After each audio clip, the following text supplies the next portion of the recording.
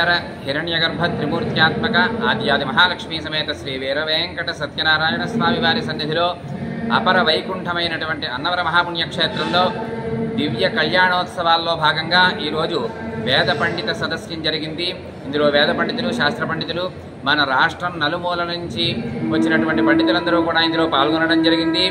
ఇక్కడ చతుర్వేదాలని అలాగే శాస్త్ర ఉపన్యాసాలని చేయడం జరిగింది.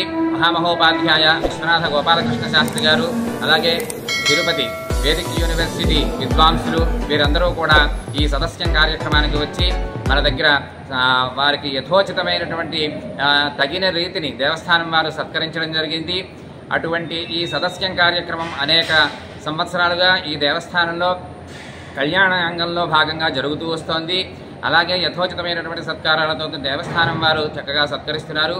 ఈ సదస్యం కార్యక్రమం యొక్క ఫలం ఏమిటి అంటే, కార్యక్రమంలో మనకి తెలిసి తెలియక ఏవో ఒక పొరపాట్లు కానీ భ్రమ ప్రమాదాలు జరిగే అవకాశాలుంటాయి.